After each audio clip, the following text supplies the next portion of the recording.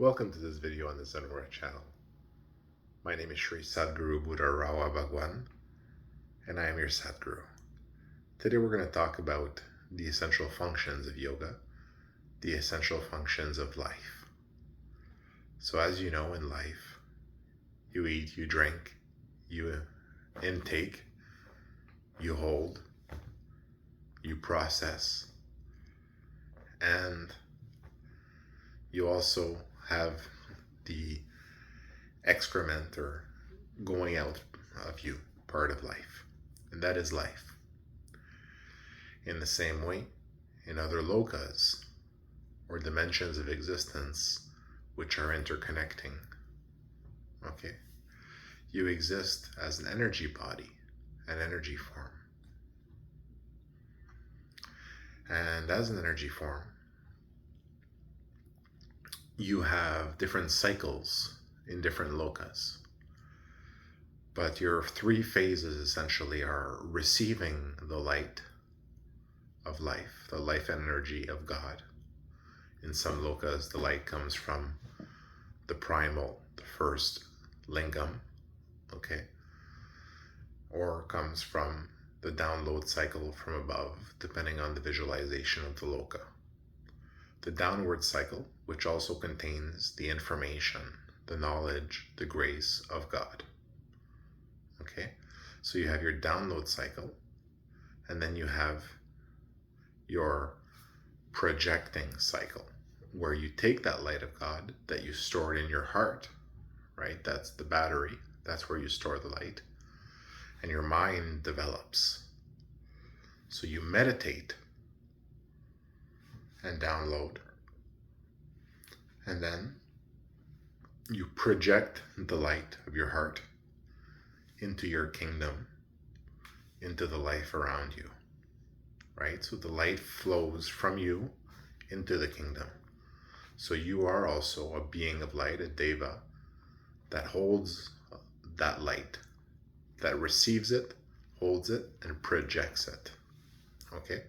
So in some levels, you have those three fundamental breakdowns, and you can even break it down to receive and project, right? But you have that holding phase also, right? So as you move, for example, in other lokas, such as the Kala Chakra, where you visualize yourself as a system moving around with information and carrying information around, okay? And taking a direction from guiding, governing systems such as Buddha systems, okay? At that point, you receive that information that you're going to carry. You carry it, you hold it, and then once you've moved to where you're going to project it, you project it. Okay? In that same way, depending on your ability to receive, your ability to hold, and your ability to project, the purity of that information is kept or made less pure during that process. And if that information moves from one system to the next, depending on the ability to receive and hold or project of all the systems in that chain of connection of information within the system in which we exist, the program in which we exist, then, as you can see, the information, which is basically the process, okay, and the functioning of the process becomes less efficient, right? As the purity of that information, of that instruction, if you want to see within the system, is done in a less efficient way. So as we move towards enlightened systems, we move towards unified systems, which operate in a much more efficient way.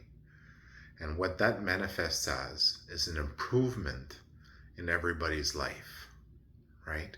An end to suffering, an end to poverty, an end to diseases, an end to so many things that harm, and basically allowing all the most beautiful things of life and creation and imagination of God, right? So you have those three phases: to hold, to project, to receive, right? And you can develop in yoga practice your ability to receive, your ability to hold, your ability to project. Okay. And as you develop these abilities, you develop the ability to connect to the system, right? And as you can connect to the system, you now can operate in different levels and different levels of empowerment within the system. Now, when we talk about receiving and projecting, we have different forms of receiving and projecting. We have, you can take an approach where you take, and you can take an approach where you give, right? You can have an approach where you take with permission, and you have an approach where you give with permission,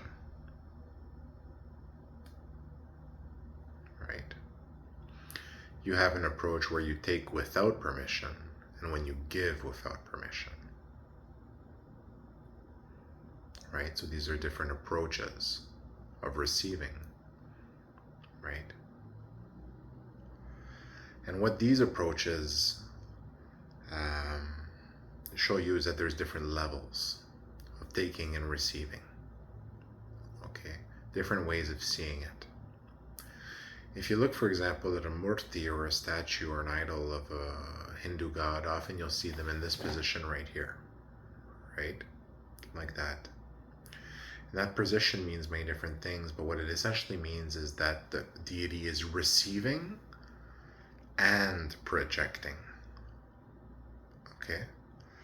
So what that means is the deity is basically performing those functions. So you can connect to the deity, you can connect to that energy. They're receiving and they're projecting, right?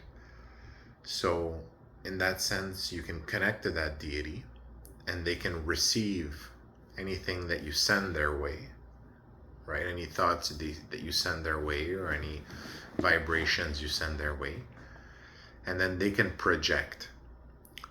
And what they can do also is, while they hold what you sent them, right?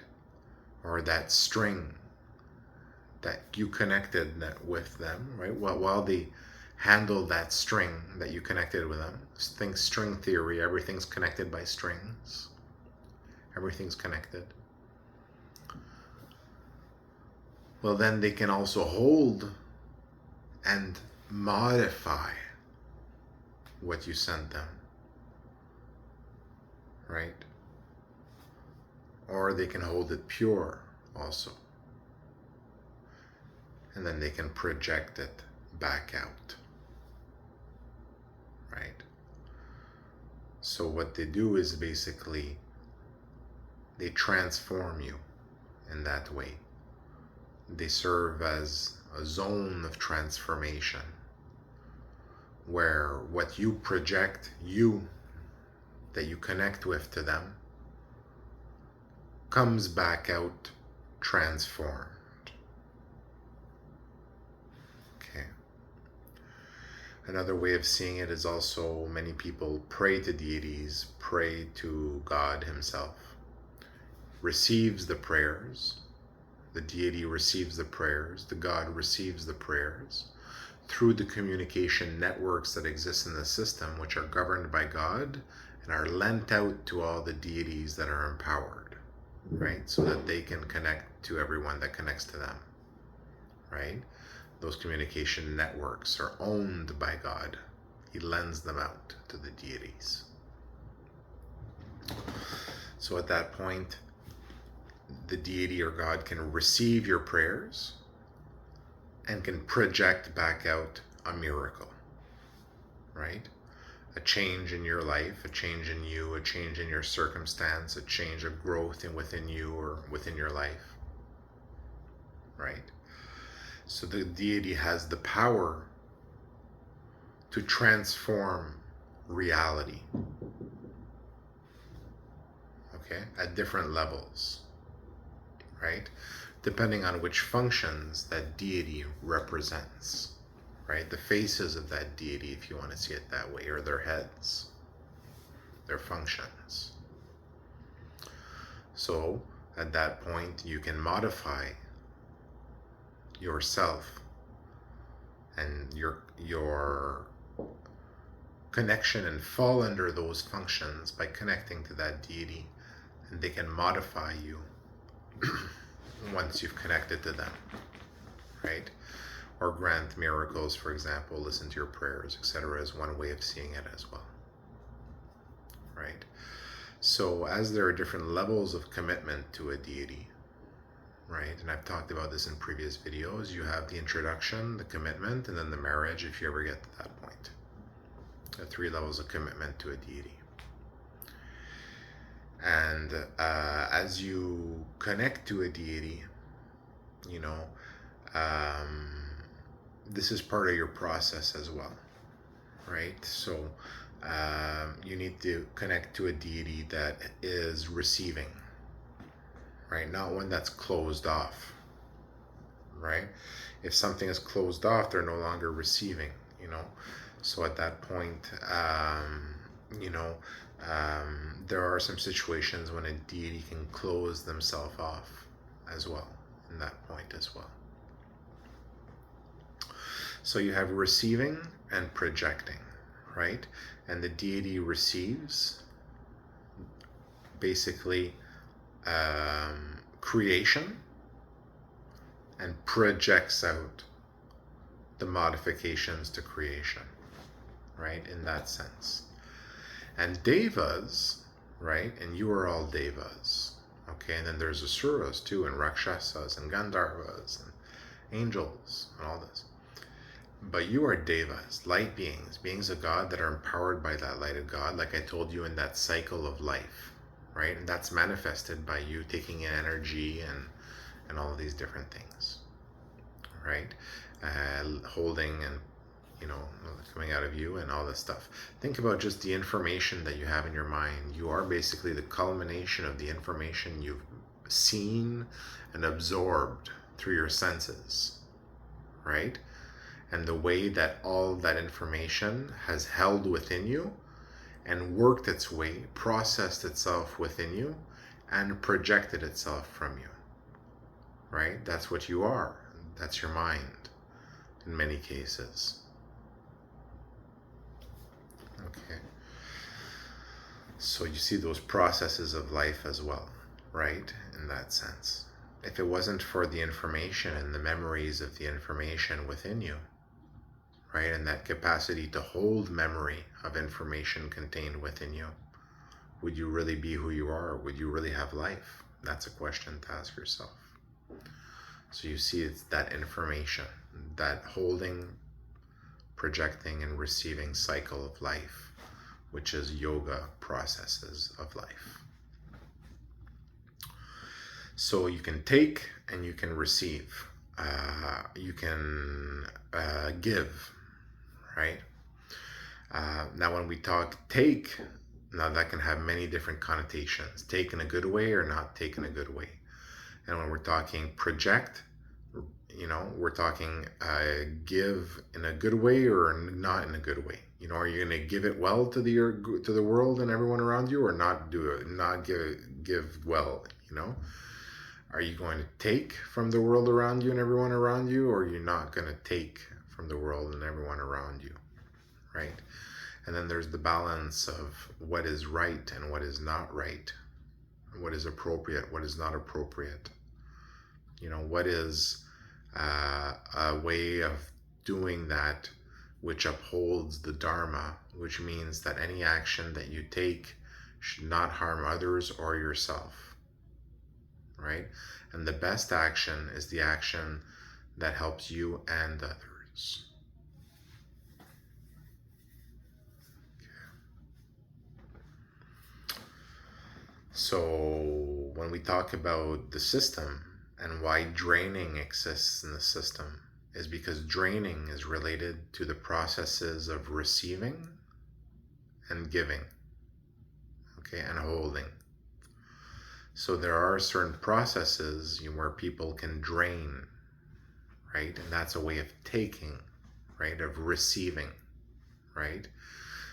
So now we're looking at taking and giving, which are ways of projecting and receiving.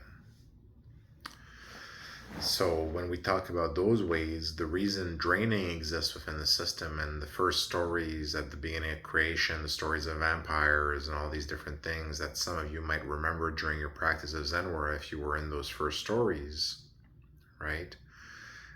The reason that those techniques were developed within the stories, within the system, if you want to see it that way, is to allow that connection, right? That receiving and projecting connection between individuals and between containers, as individuals are containers, right? You are a system that exists within a container, right? And you are a culmination essentially of that container and the information that it permanently contains, right? Until such a time as there's degradation of that information and degradation of the container, right? At that point, there's a redistribution of the energy within the container. Okay? So you are containers, and you contain information. And everything is a container that contains information if you look around you. Okay? A piece of paper is a container that contains information if there's something's written on it, right? A painting is a container that contains information, right? A computer is a container that contains information. A human is a container that contains information, right? A car is a container that contains information. And you can have containers that contain containers. A car can contain a human, and both are containers that contain information. So everything is containers and information. And that's why when you visualize visualizations of the Kala Chakra at the time of enlightenment, okay, in visualizing those system views of the Kala Chakra, right, you visualize yourself as that golden cube that moves through the tunnels, right? A container that contains information moving it through the system, right? In the calculations of the computer and its processes. So that's why draining exists within the system, okay? So there's different reasons for that. Now what we look at, and when we look at asuras are beings that no longer receive the light of God as devas, and have moved to a mode where now they subsist by draining the light of God from other devas. So as you can see what they are, if you look at it from systems within a computer, they're corrupted systems, okay, that used to operate within normal energy parameters of the system, and found out, okay, through abuse essentially of the system and how it works, okay, that they could grow in power by draining the light or the energy from other systems. Okay? And what that led to is a corruption of them, since that was not their initial purpose. Right?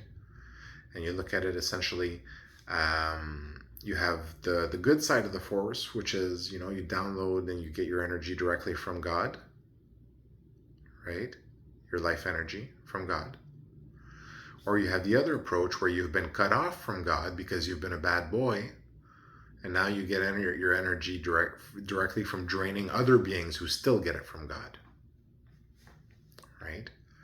And since that energy is the life energy of life, and it allows you to grow spiritually with it and become more powerful as a being, the Asuras cultivate the Devas in a place called Vaikulta.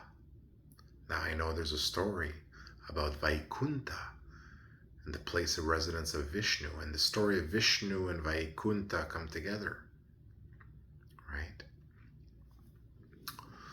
Vaikulta, the place of cultivation, which the Asuras named this world, right? And their city, where the process from this place where they acclimatize you with their Asura Prakriti into thinking life is supposed to be cutthroat and bad and everyone out for their own struggle, to ending up in their clutches. So what they're doing is they're breeding the sheep. The Asuras feed on the Devas. And that's why in the ancient texts that are now not well understood, they talk about the war between the Asuras and the Devas, right? Because it's the war within ourselves. The war to be a being of God, or a being that would lower himself away from that love of God and of all beings, just to improve their own circumstance. You know, who would harm other beings just to improve their own circumstance. So it's easy to take the path of the Asura in life. Everybody. And in this world, you know, in the Kali Yuga, which is now transitioning into the Golden Age, has had moments where, you know, you think you want to do something because maybe it pays, right? Maybe someone's going to get a little bit hurt, or you're going to take advantage of someone a little bit, right? But it pays, right? Everybody's got to make their cha-ching, right?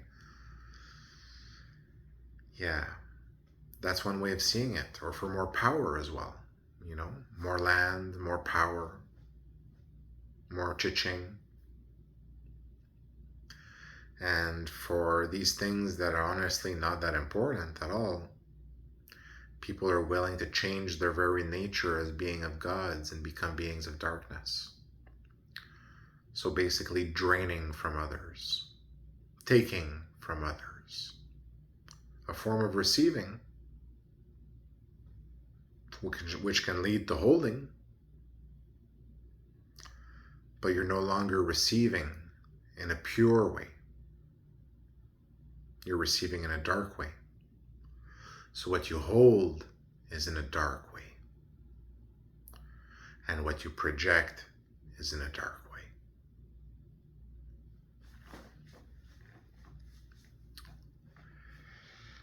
So this is how the Asura and how Devas can become Asuras. The war within yourself, but also the war against the existing Asuras who have moved on to the Bardo, to the Vaitarani River realm, and who have their cities there and their lands, their territories, because they can't move on to paradise. They're not Devas, they're not light beings anymore.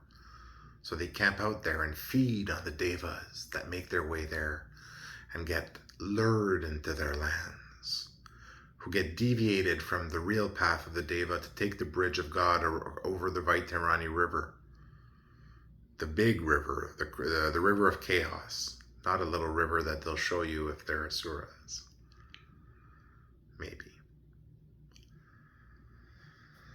So there is another war at that level where the Asuras affect the world here with their Asura Prakriti, the existing Asuras, to transform everyone into an Asuric society, to basically cultivate you, to breed you into their food, where you will fall into their traps once you get lost in the Bardo. So the battle between the Asuras and the Devas is happening, and it is happening now. And as a being, a Deva, a being of light, seek not necessarily to go out and challenge the Asuras. Instead, deny the Asuras.